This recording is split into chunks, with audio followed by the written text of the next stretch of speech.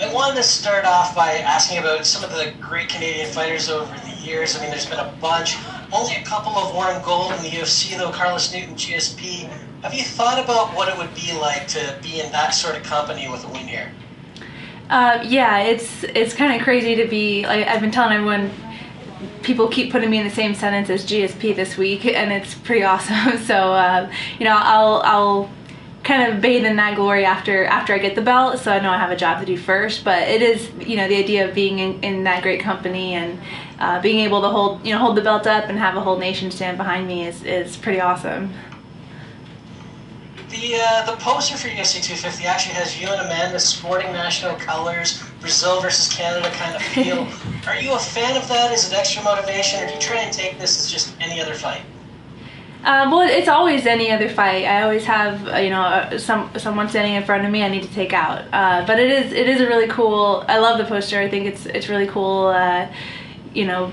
The look of it draws a lot of like national pride out of people, especially from those nations. And even though we both live in Florida and I am a dual citizen, it's like the Canadian people have really gotten behind me, and I'm so proud to be a part of, part of their sports athletes that they look up to and they want to support. So yeah, I love the poster. It's great. The fight being pushed back, and it's also no longer in Brazil, which it would have been originally. How does that work out for you? Does it work into your favor just a little because now you're not going into enemy territory? That never fazed me. I always just kind of roll with the punches, and I've been in crowds that boo me, and I know the Brazilian fans are very, proud of their Brazilian champions, and it would have probably felt a little different. But honestly, none of that really intimidated me or scared me. Like, I was excited to go to Brazil. My team was excited to go. Obviously, when things changed, when things got a little crazy with the world, we didn't want to go on an airplane anymore. That was kind of the thing. And it ended up working out great that it was here in Vegas. And yeah, now we're here. I mean, it definitely got. We just had to live day by day. So I didn't. As time went on during the camp, I didn't set expectations for how things would go, where we would be. We didn't know a few weeks ago where we would be. So that way, you don't ever have any letdowns or expectations to try to live up to. So I'm really good at rolling with the punches here. Speaking of the camp, I mean, through these last couple of events, we've been asking fighters, what does camp look like during the pandemic? So how have things been for you down in Florida preparing for this? Has there been much of a change from your usual routine? Definitely a big change. Normally I spend a lot of hours at the gym, but it's a lot of it is I'm teaching, or I'm we're doing group classes and doing the slow drilling and excuse me. For this camp, things switched right away. Everything was closed, but I did have access to the gym privately. With behind closed doors. I had 2 training partners that my team, we talked and kind of picked the ideal people to work with to get ready for Amanda. Even though having more bodies is always awesome, I think I picked the right training partners to get me ready for this moment. So yeah, I had 2 people. We all had a very serious agreement, discussion about being responsible with ourselves outside of the hour we spent together every day. Just following protocols and trusting each other to do that, because we were, at the time, it's kind of like almost like risky behavior to have contact with a human. So, but yeah, we worked through it. My team was fully behind this opportunity. They bent over backwards to help me. And aside from that, a little bit of time in the gym, which was great. I had to do other creative things. Finding my own workouts to do. I was very motivated to work out. So I still did at least, usually twice a day doing something, and mitt work in the park. Lots of parks were open for outdoor activities. So we had I got a good tan working out outside more.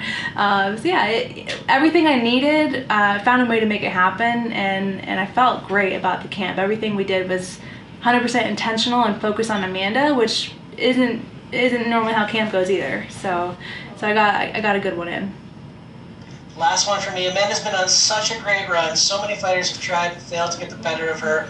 What's the key that's going to separate you from those other challengers?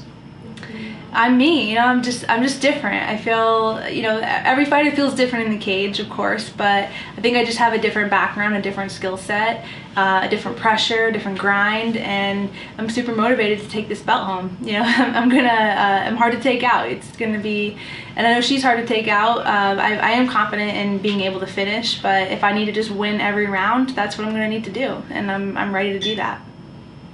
All right, thanks very much. Best of luck on Saturday. Thank you. And we'll take our next question from Caroline Pierce with BT Sport. BT Sport. I got to ask you, when you drove into Las Vegas and saw your face on the billboard, what did that moment mean to you and feel like? It was, it's always just kind of crazy, it really just makes the moment big, but at the same time, I'm so grounded with what I have to do first, like that billboard is like super cool and awesome to see, but I know, it's a representation of something big, a big opportunity for me. It was definitely reminiscent of seeing a billboard for my first title fight for Invicta, way back in the day, and it just kind of made me feel like all these similarities of, the experiences that I've been having leading up to this moment. A lot of it feels kind of familiar, and it just makes me feel like have really good feelings about how the fight's how it's gonna work out for me. And you've also faced a legend before in Chrissy Cyborg, and despite the loss, your stock really rose in that fight. Fighting who is the greatest of all time, the GOAT, Amanda Nunes, does that bring any different feeling, whether it be pressure, extra motivation, or just a different sense to what this is all about for you? It's just as exciting. The big opportunity that I had last summer, it kind of felt like a title fight, and I think a lot of even media were kind of slipping up and calling it like a title or a 5-round fight because she had held the belt for so long.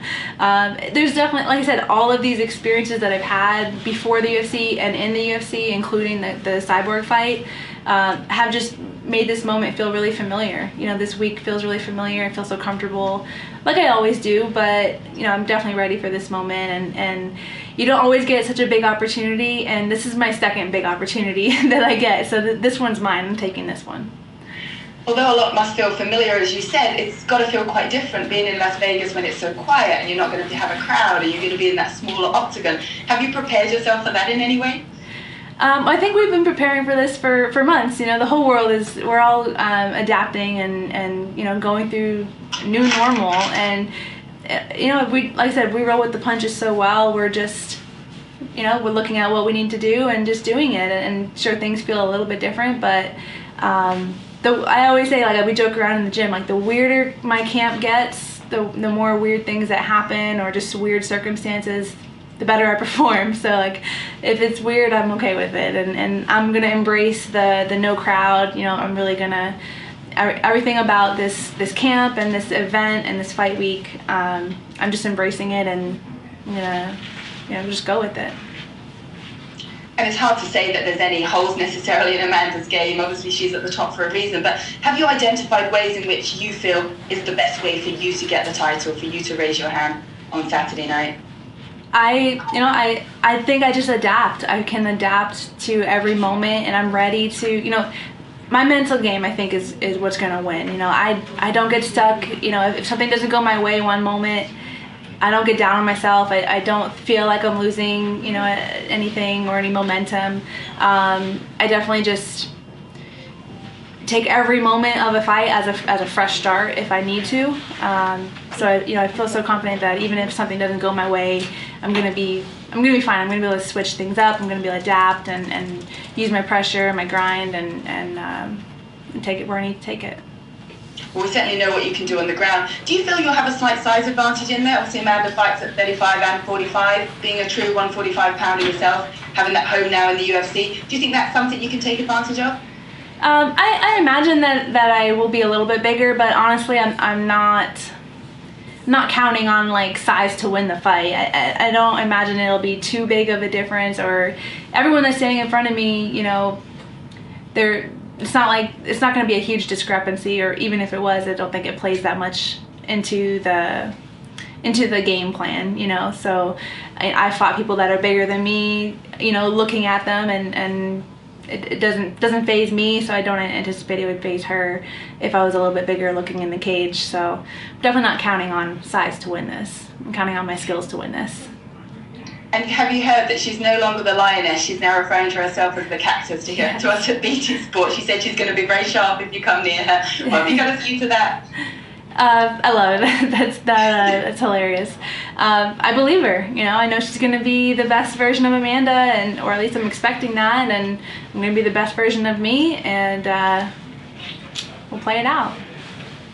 And last question from me. You'll be the first Canadian to challenge for a title since GSP did it against Michael Bisping in 2017. What does it mean to represent Canada and being compared, as you said previously, to Georges St. Pierre? It's an amazing feeling. Like I said, to have a whole nation of people feeling like they're all behind me, messaging me and just throwing the flag up with me, to represent. So I'm definitely honored to be in this position and lucky to have the support that I have. So yeah, I mean, there's nothing I can really say other than I'm just like humbled, but also super, motivated to make everyone and myself, just believe in me. Well, we're excited for this opportunity for you and can't wait to see you go to work. Best of luck. Thank you. And we will take our next question from Gabriel Pangalangan with Dojo Drifter. Hi Felicia, how you doing? I'm doing good. How are you? I'm doing great. So you've been pegged as a sizable underdog in this fight, but do you enjoy the underdog status, and do you think it relieves any pressure in any way going into the fight? I love underdog status. I definitely, I hope I'm always the underdog in a way. It's just nice to know what you're capable of, and hopefully on that night, bring it out and execute what you can do. And in this case, being such a big underdog, hopefully shock the world. Yeah, so you're looking to shock the world, and Amanda is a dominant 2-division champion. If you were to beat her, of course you're aiming to beat her, where do you think this ranks in terms of upsets in MMA? It would have to be a big one. I feel like it would be on a lot of people's list, maybe like top 5. It's hard. I haven't really given it much thought on the upsets in history, but I know it would definitely be up there for a lot of people. I feel like for like the people around me and the people who support me, it might not be a surprise, but for a lot of people, it will be. Yes, and we've seen it before when dominant champions have their opponents mentally beat before the fight even begins. Where are you before this fight mentally? I'm great. This is just like every fight. I know the stakes are higher, but every fight is the biggest fight coming. Like even my last fight, that was the biggest fight of my life coming up, because if whatever happens in that fight is going to determine the future. So for me, Amanda's another human being standing in front of me, and I always believed that I would not be fazed by big names or anything like that, and I proved it to myself. I proved it to the world, I think, last summer. I truly was not fazed by a legend standing in front of me, so I'm honored to stand in front of a legend, grateful for the opportunity, but I'm not fazed by it. I know it's my skills and another person's skills, and we're gonna fight and see who wins. All right, thank you, best of luck. Thank you. And we will take our last set of questions from Gustavo Falden with ESPN Brazil. Gustavo, please go ahead. Hi, Felicia. I wanted to know which one and why do you think it's the most difficult? Solving an algebra equation or solving the problem of beating Amanda Nunes? Depends on the question, I guess. I think the skills, and if people don't know, I was an algebra teacher up until last month. The reason why I love to teach algebra is because it's not about the algebra or the math. It's about the mental capacity to see a problem and solve it. And I think it really translates into fighting too. I think I'm a very composed fighter, and when I'm composed, I can see a problem and find a solution. That's where I was talking about being adaptable. I can see a problem, make a change, and do it better, in the moment. So I think it plays hand in hand with what I'm up against. Just that mental problem-solving training, all in real time. And how do you feel you know, with the pressure that Amanda has on her to being the favorite, being the champion, how do you feel about causing the upset? I'm excited about it. You know, I know she's confident. I also hear, you know, I believe that she does not underestimate me. I think the world underestimates me more than she does, and I believe she expects a good fighter in front of her. Unfortunately, she's going to be fighting me, so I'm going to be not allowing her to make history on Saturday night to you know, her goal to defend both belts simultaneously and be the first to do that. So unfortunately, I won't be, if I have anything to do with it, I won't be letting that happen on Saturday. And the last one, usually we say that race drivers, when they, you know, put their helmets on, they become like other person, ultra competitive, and they become like wild. You seem like such a nice person. You're just so cute. And then when you go to the octagon, you transform yourself. Tell us a little bit about that transformation from Felicia outside the octagon and inside the octagon.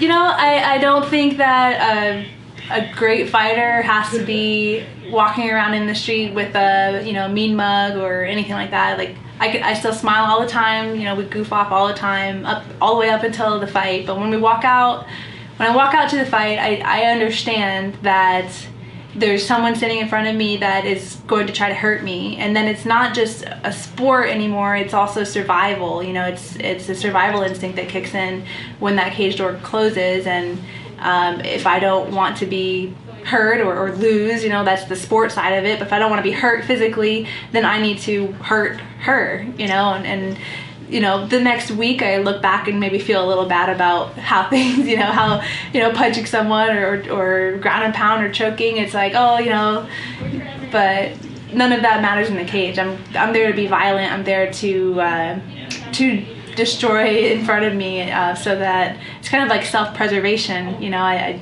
If it's not her, it's me, so I need to make sure it's her that's, you know, getting hit or choked or whatever the case, you know, whatever it may be.